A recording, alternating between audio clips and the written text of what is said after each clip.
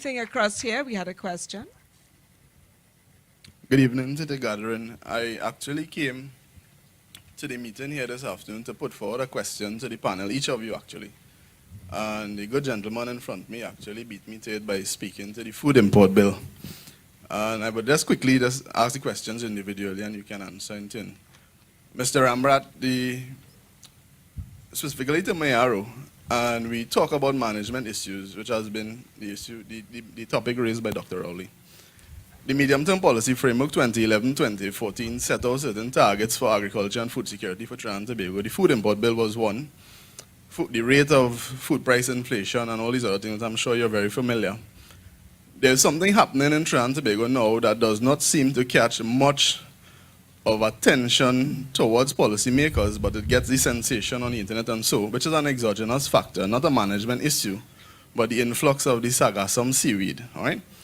And those of you online would have seen it at Speyside, Tobago, but we can't recognize Speyside anymore. It's coming to Mayaro and so forth.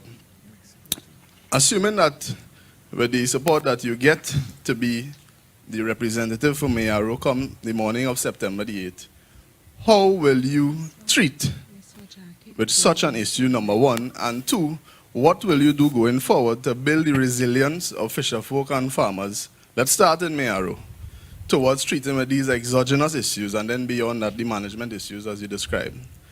To Mr. Alwari and Mrs. Oliver, your constituencies border on the Gulf of Paria, and we have known and accepted that over time, the Gulf has become the endpoint for industrial waste, most recently the oil spills and so forth, all right? And we have, living on the periphery of this open access resource, fishing communities, which I'm sure you're very familiar with. We don't need to describe them. But the persons living there, of course, can you share with us just maybe one action that you will personally champion to better the economic fortunes of persons in fishing communities, all right? And to Dr. Rowley, finally, I know you've had experience across several ministries, agriculture, housing, planning, and so forth. And you are very familiar with rural and coastal Trinidad. And the People's National Movement are proposing certain housing policy and changes as well going forward, which I'm certain will be revealed via your manifesto in short order.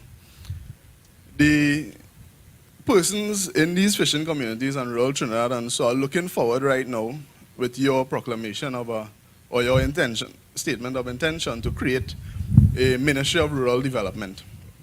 And these persons that I'm trying to describe here in rural and coastal Trinidad live within, a lot of them live within certain physical spaces that would need certain developments in terms of even wastewater systems, the condition of the homes, and all these other things, right? What it is can these people expect or look forward to benefit from maybe after September the 8th, given the assumption that they cannot enter any formal credit market to develop their own housing arrangements? Thank you. Thank you very much, Omardat Maraj. To answer the question on the seaweed first, this country has produced a brilliant scientist by the name of Dr. Rajab Pulwati, who's an expert on climate change. And the fact is that the approach when the seaweed came on shore this time around was that it might be a one-off situation and it was nothing to worry about. It will land on the shore and we would tolerate it for a while and maybe truck it after a while and all of that. The fact is that everything points to this seaweed being part of our lives. And that is what makes it a very important consideration on the coastal areas. Now, I myself was shocked to see what has happened in Speyside. I mean, I've been all over the place talking about the impact of it on my 17 miles of coast from Manzanilla to Mayaro. The fact is that it's nowhere near what I've seen in Speyside. So the very first thing is that we have to understand how pervasive this issue is going to be, and I believe that we're gonna face it every year. The second thing, and it stretches across seaweed to agriculture to fisher folk, is that we have to understand what are the inherent risks to these industries or these activities. Now, in agriculture, we shouldn't wait until the annual rainfall, and the annual damage from flood to the farmers to decide what we are going to do in terms of risk management. In terms of risk management and compensation. So we have to deal with risk, including the risk of the seaweed up front. From what I've seen in Speyside, we may have to look at what the oil companies are doing in terms of spill containment. We have to look at ways in which we can capture and move the seaweed. We have to look at what are the options. Some people believe that the seaweed is a source of manure. The people in Mariaro have said to me, don't waste your time with that. It's not going to work. So it's something we have to understand how pervasive the issue is going to be. What are the options and how do we deal with containment? How do we reduce the impact on the shores?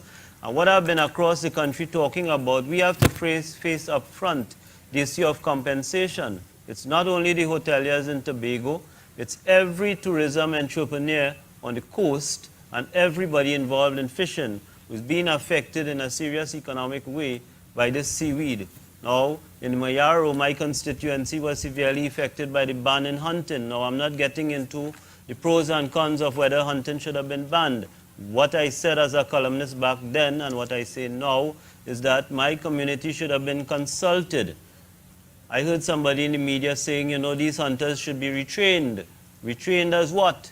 Hunting is it's a livelihood. It's something that is in their blood. And for each hunting family in my constituency, it's represented a loss of income of $60,000 a year.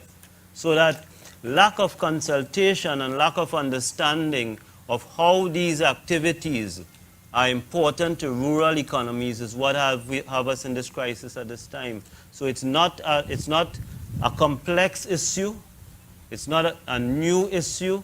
The seaweed is a growing issue, but the challenges facing agriculture are not new. The challenges facing fishing is not new. For example, I was at the town hall meeting in January with somebody who aspires to be my opponent but may not even make it to that point. And he said, we've constructed a new fishing port at Galeota at a cost of $60 million. And Marlon Hopkinson said, US or TT? And he said, it doesn't matter.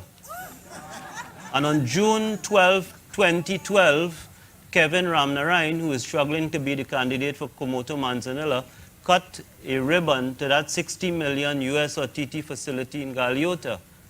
Not one fish has landed. Not one. Our fisher folk in Guayaguayari remain exactly where they were. If you took the 3-hour massage up the road and you got to Guayaguayari, you would see 50 or 60 pirogues parked in the dock, each with about $100,000 in equipment sitting there, vulnerable to everybody. And that is because nobody had the decency to consult with the fisher folk in Guayaguayari to ask them where this fishing port should go, what it should look like, and what it should contain in order to help this community. So that is what we need in this country.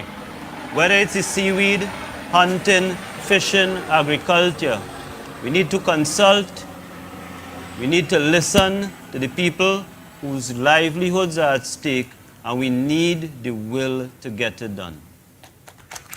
Thank you, Mr. Rambarat. That was very, very comprehensive. So we see, ladies and gentlemen, we already have our candidates ready to represent you at your various constituency level, the constituency of Mayaro, right in front here. Yeah. Christine, sorry, there were 3 other questions put out. Oh, so if we just answer quite quickly to the others. I humbly apologize. Sorry, I'll try to keep it quick on my answer. I can build a lot on what Clarence has said. Suffice it to say, San Fernando has, in its most vulnerable pockets, a seashore that is very valuable. Be it the squatting community at the Hatter's Panyard, be it our squatting community at Mbakade, be it the squatting community at the wharf, be it the squatting community all the way up Bayshore along the train line. In fact, approximately 5,000 odd people live right there. It's a large chunk of San Fernando West. It's a very serious issue for us. The wharf consultation was done prior to 2010. Some of the consultations were also done along Bayshore, etc., and in Embarcadero. All of that stopped. It is a #1 priority because the diversification of San Fernando, in particular through the redevelopment of the waterfront areas going north and south, are all tied in to livelihood. We intend to put into effect, after analyzing what the government actually has purchased for us on their version of waterfronting, what the fishing community is going to look like there, because it's a very viable source of income for our people, hugely viable, and provides jobs that the people in these communities ask for. They don't ask for handouts, they ask for solid jobs, and they're very interested in being entrepreneurs in fishing and in particular in agriculture, both of which lend itself that way. So I will just join Clarence in saying that the consultation is quickly required. Secondly, it's a huge item on our checklist. And thirdly, we understand, particularly for me, my entire coastline, some 5,000 odd people, not including the extended relations, depend upon their livelihood there. So it's no small issue for us.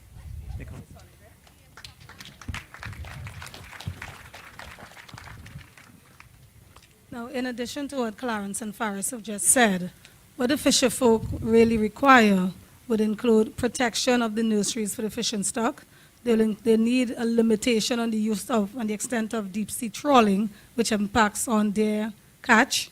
And they also need enforcement of the Environmental Protection Act to limit pollution of our waterways, which would impact on the fishing stock. And let me just wrap that up by taking my question, which has to do with this Ministry of Rural Development. There's a minister who will have as portfolio responsibility rural development monitoring, which means whatever is allocated, particularly in the development program, that minister will have the requirement to ensure that it is delivered to the people for whom the parliament has made the allocation. And this will be in the context of the same quality of life notion that I've raised early on, driven by an understanding that a child growing up anywhere in the rural district must have the same opportunity to develop to his or her potential as a child growing up in an urban environment in Trinidad and Tobago. And therefore the basics, at least, that are required for that to happen must be in those communities. And that would be the responsibility of the Minister of the Rural Development, to see that rural development acknowledges that there are communities in the country which have been pretty much left behind or have been moving too slowly. And I think I understand it very well, because I grew up in Mason Hall in Tobago. And I came out of Mason Hall in Tobago as a result of public policy that was successful. I went to school without shoes and I didn't think anything about it until I came to Queen's Hall and met all these guys from Fatima and KRC showing off and talking about what wonderful life they were having. And I look back on where I came from and saying to myself, yeah, but you guys ain't got nothing on me. Right? But you have to have the opportunity where being in a rural district doesn't mean that you're condemned to being second class. Quality of life.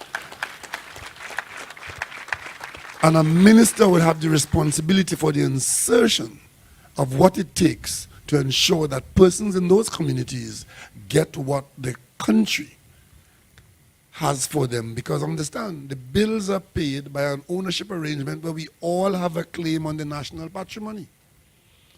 We all have a claim on the national patrimony.